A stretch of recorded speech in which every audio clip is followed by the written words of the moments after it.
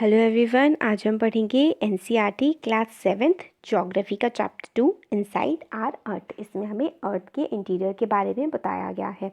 तो स्टार्टिंग में पैराग्राफ जो है इसमें कहते हैं कि जो अर्थ है वो हमारा होमलैंड है, हम जहाँ पर रहते हैं। काफ़ी ज़्यादा डायनेमिक प्लैनेट है। डायनेमिक का मतलब होता है जो काफ़ी ज़्यादा चेंज होता रहता है, जिसमें बदलाव आता रहता है। तो अर्थ एक काफ़ी ज़्यादा डायनेमिक प्लैनेट है और इसमें कॉन्स्टेंटली मतलब लगातार इसमें चेंजेस आते रहे हैं, इसके इनसाइड में भी, अंदर भी और बाहर भी। तो अब हम इसके इंटीरियर के बारे में पढ़ते हैं। कहते हैं कि इंटीरियर जो है ना अर्थ का, वो मतलब बिल्कुल एक अनियन जो है, प्याज जैसा है। जो अर्थ की जो अंदर की लेयर्स है वो कॉन्सेंट्रिक लेयर्स है, मतलब ऐसा लगता है जैसे कि सर्कल सर्कल में बनी हुई हो, एक दूसरे के अंदर छुपी हुई। जो सबसे बाहर वाली लेयर है, अपर मोस्ट लेयर है, उसको हम क्रस्ट कहते हैं। और ये सबसे ज़्यादा थिन है, काफ़ी ज़्यादा पतली है और सिर्फ 35 किलोमीटर की है कॉन्टिनेंट्स पे। और जो ओशन फ्लोर में है ये 5 किलोमीटर तक ही है। काफ़ी इंपॉर्टेंट है ये। 35 किलोमीटर कॉन्टिनेंट्स पे है और 5 किलोमीटर विड्थ जो है इसकी ओशन फ्लोर पे है। ओशन जो क्रस्ट है अर्थ की, उसकी देखिए फिगर में दिखाया गया है। सबसे ऊपर होता है क्रस्ट, फिर उसके बाद होता है सेकंड नंबर पे मेंटल और थर्ड नंबर पे होता है कोर। ऊपर वाली लेयर होती है क्रस्ट और कॉन्टिनेंट्स पे होती है 35 किलोमीटर और ओशंस में होती है 5 किलोमीटर। और मेन मिनरल्स जो इससे कॉन्स्टिट्यूट हुए हैं ये होता है सिलिका और एलुमिना। और अब इसको हम सियाल भी कहते हैं, बट ये जो है ये आउटडेटेड इन्फॉर्मेशन है और एनसीईआरटीज़ में तो कुछ 2006 से चेंज ही नहीं हुआ है, तो इसमें तो यही है। तो हमें फ़िलहाल तो यही पढ़ना पड़ेगा। मगर अब ये चीज़ नहीं है, आउटडेटेड हो चुकी है ये वाली इन्फॉर्मेशन। तो इसके अकॉर्डिंग ये पढ़ते हैं फ़िलहाल। तो इसमें बताया गया है कि जो मेन मिनरल्स हैं अर्थ की क्रस्ट के वो हैं सिलिका और एलुमिना, जिसको हम सियाल कहते हैं। और जो ओशियानिक क्रस्ट है उसके जो मेन मिनरल्स हैं वो है सिलिका और मैग्नीशियम। सिलिका और मैग्नीशियम है और इसको हम सीमा कहते हैं। तो कॉन्टिनेंट्स के लिए सियाल, सिलिका, एल्यूमिनियम, और ओशंस के लिए सीमा, सिलिका और मैग्नीशियम। फिर जस्ट बीनीथ द क्रस्ट, जो क्रस्ट के जस्ट नीचे आती है मेंटल, और उसकी जो डेप्थ है वो है 2900 किलोमीटर। क्रस्ट की कितनी थी? 35 किलोमीटर थी हमारी कॉन्टिनेंट पे, 5 किलोमीटर थी हमारी ओशंस पे। और फिर जस्ट मेंटल की जो है वो कितनी ज़्यादा डेप्थ है? 2900 किलोमीटर। देखिए यहाँ पे हम लोगों ने अर्थ के अंदर वाला स्ट्रक्चर देख लिया। अब ये वाला देखते हैं कॉन्टिनेंटल। देखिए क्रस्ट है जो ब्राउन ब्राउन कलर की है, फिर जो पहाड़ और ग्रीन वाला एरिया है ये हमें दिखाया गया है, ये कॉन्टिनेंट्स है। फिर ओशन, और फिर ओशन के नीचे हमें दिखाया गया है इतनी जो डीप है ये ओशियानिक क्रस्ट है। तो मेंटल की जो डिस्टेंस है वो है 2900 किलोमीटर। इससे पहले हम थोड़ा सा ये डू यू नो वाला जो पार्ट होता है काफ़ी इंपॉर्टेंट होता है, इसको ध्यान से पढ़ना चाहिए। इसमें हमें बताते हैं कि जो डीपेस्ट माइन है वर्ल्ड की, सबसे ज़्यादा गहरी जो माइन है वो साउथ अफ्रीका में है, जिसकी डेप्थ है 4 किलोमीटर। और वो खोदी गई थी इंजीनियर्स के द्वारा कि यहाँ पे हमें ऑयल मतलब मिल जाएगा। और वो 6 किलोमीटर तक इंजीनियर्स ने खोद दी थी कि हम लोगों को मिल जाएगा ऑयल इस चक्कर में। और इसमें आगे बताते हैं कि अगर हमें सेंटर ऑफ द अर्थ पे पहुंचना है तो हमें जो होल टिक करना पड़ेगा वो करना पड़ेगा 6000 किलोमीटर का ओशन फ्लोर से। तो बहुत ही ज़्यादा है करना। फ़िलहाल तो इम्पॉसिबल टाइप का ही है, पॉसिबल नहीं है फ़िलहाल। अब हमें आगे बताते हैं इसमें कि जो क्रस्ट है उसकी जो डेप्थ है वो है 2900 किलोमीटर्स। और इनर मोस्ट लेयर जो है वो है कोर, और जिसका जो रेडियस है वो है अबाउट 3500 किलोमीटर। और वो मेनली बनी हुई है निकल और आयरन की, जिसको हम बोलते हैं नाइफ।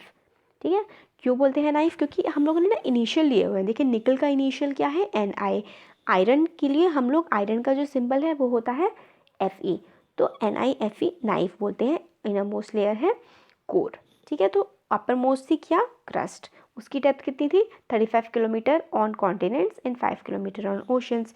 फिर क्रस्ट के बाद क्या था? मेंटल। मेंटल की डेप्थ कितनी थी? 2900 किलोमीटर। फिर कोर जो है उसकी डेप्थ कितनी है? 3500 किलोमीटर। ब्लू बॉक्स में देखते हैं कि the crust forms only 1% of the volume of the earth, 84% consist of the mental and 15% makes the core. इसमें बताते हैं कि जो क्रस्ट है वो सिर्फ 1% है, और जो मेंटल है वो 84% है, और जो कोर है वो 15% है पूरी ओवरऑल अर्थ का। और रेडियस जो है अर्थ का वो है 6371 किलोमीटर। ये अप्रॉक्स लर्न करिए इसे कि 6000 अप्रॉक्स किलोमीटर है। तो इम्पॉर्टेंट है वाली चीज़ भी। अब रॉक्स एंड मिनरल्स के बारे में पढ़ते हैं कि रॉक्स क्या होती हैं।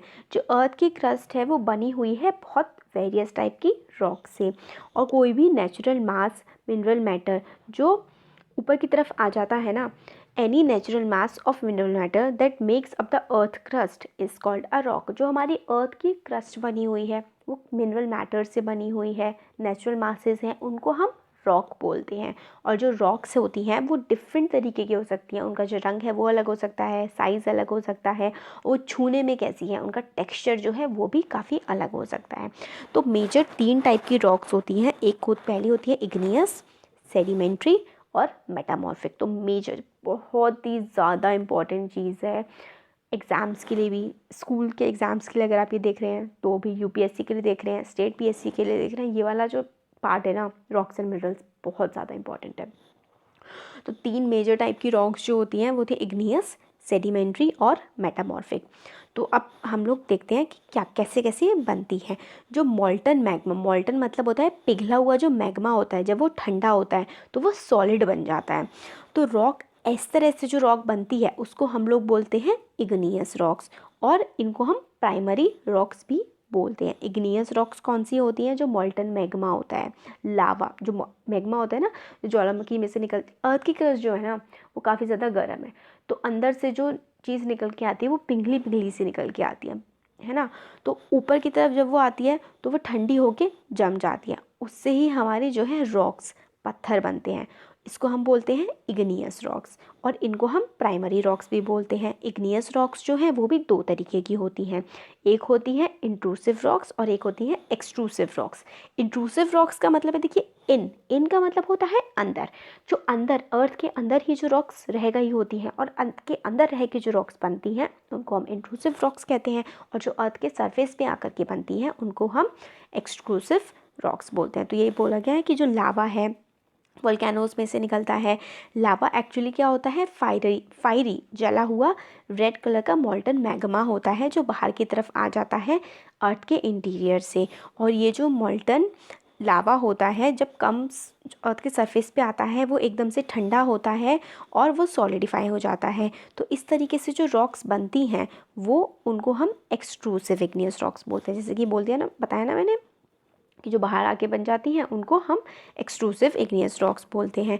और इनका जो टेक्सचर होता है ये काफ़ी ज़्यादा फाइन होती है, मतलब काफ़ी ज़्यादा बारीक होती हैं। और इनका एग्जाम्पल है बसाल्ट, बहुत इंपॉर्टेंट है, बहुत बहुत इंपॉर्टेंट है।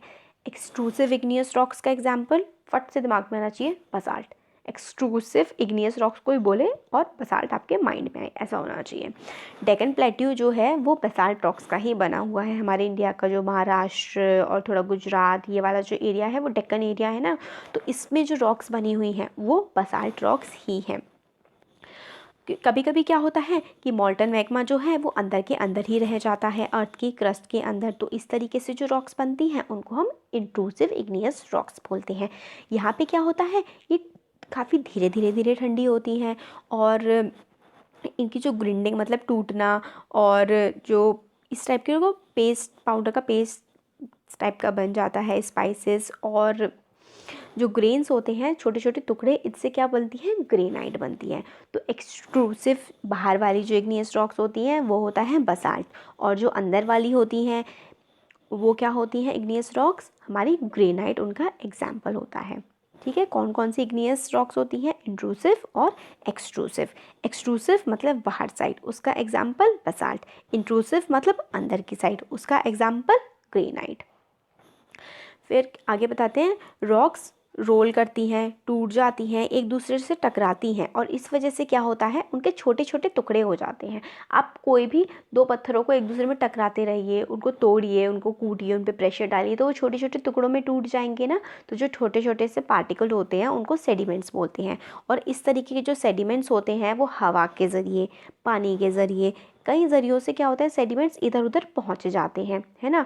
और फिर क्या होता है, ये जो लूज सेडिमेंट्स होते हैं जो अलग अलग जगह पहुँच गए होते हैं, काफ़ी ज़्यादा टाइम के बाद आपस में इकट्ठे होते हैं, फिर हार्ड हो जाते हैं और फिर से एक रॉक की लेयर बन जाते हैं। तो इस तरीके से जो रॉक बनती है, छोटे छोटे टुकड़े जो एयर से, वाटर से, ग्लेशियर से कई अलग तरीके से ट्रांसपोर्ट होते हैं, फिर टाइम के साथ फिर इकट्ठे हो जाते हैं, फिर जम जाते हैं, हार्ड हो जाते हैं। इस तरीके की रॉक जो बनती है वो होती है हमारी सेडिमेंट्री रॉक्स। और एग्जाम्पल क्या है इसका, sandstone is made from grains of sand. Sandstone जो होती है ना, वो कई सारी ग्रेन्स होते हैं स्टैंड के, उनसे बनती है। एग्जाम्पल्स बड़े इंपॉर्टेंट है।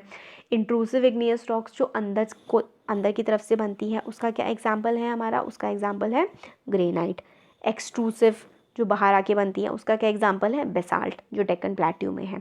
अब हमें एग्जाम्पल मिलता है सेडिमेंट्री रॉक्स का। तो सेडिमेंट्री रॉक्स का क्या एग्जाम्पल है हमारा, सैंडस्टोन।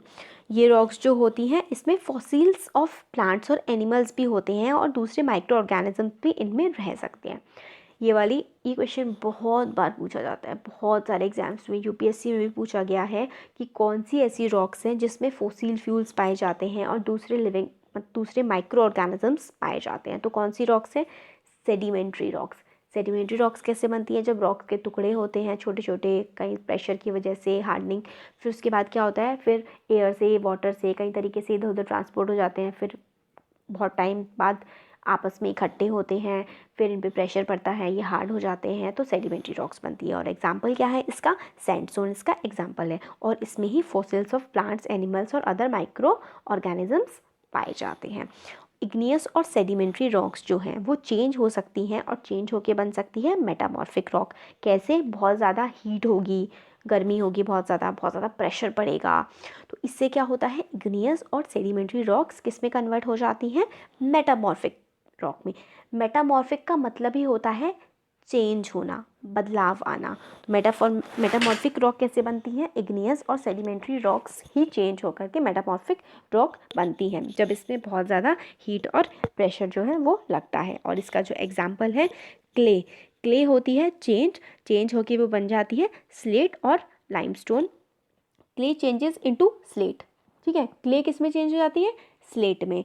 और लाइमस्टोन किस में चेंज हो जाता है, मार्बल में। इसका एग्जाम्पल्स बड़े इंपॉर्टेंट है। लाइमस्टोन चेंज होके क्या बनता है, मार्बल, जो हमारे घरों में लगा हुआ होता है जनरली। और क्ले से क्या बनता है, स्लेट, ठीक है।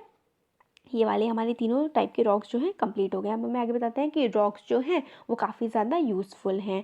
हार्ड रॉक्स जो होती हैं वो यूज़ की जाती हैं रोड बनाने में, घर बनाने में, बिल्डिंग्स बनाने में।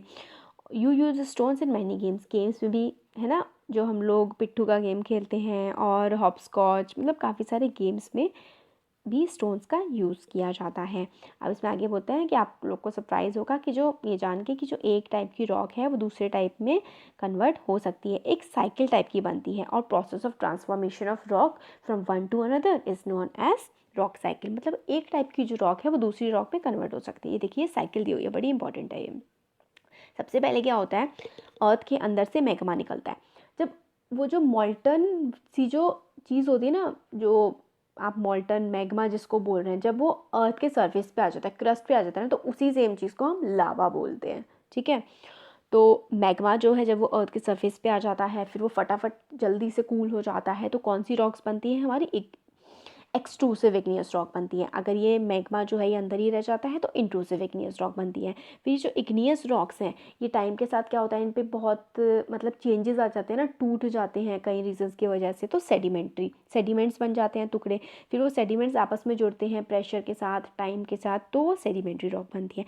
फिर सेडिमेंट्री रॉक और इग्नियस रॉक दोनों की दोनों मेटामॉर्फिक रॉक बन सकती हैं जब इसमें बहुत ज़्यादा हीट और प्रेशर अगर लगे। और फिर जो ये मेटामॉर्फिक रॉक बनी थी, ये मेटामॉर्फिक रॉक अगर अर्थ के अंदर दोबारा से चली जाती हैं, क्रस्ट से अंदर मेंटल और कोर में, तो फिर से ये मैग्मा बन जाएंगी और मैग्मा बन के फिर से दोबारा इग्नियस रॉक बन जाएंगी। तो एक सर्कुलर साइकिल होती है, एक टाइप की रॉक दूसरे टाइप की रॉक में कन्वर्ट हो सकती है।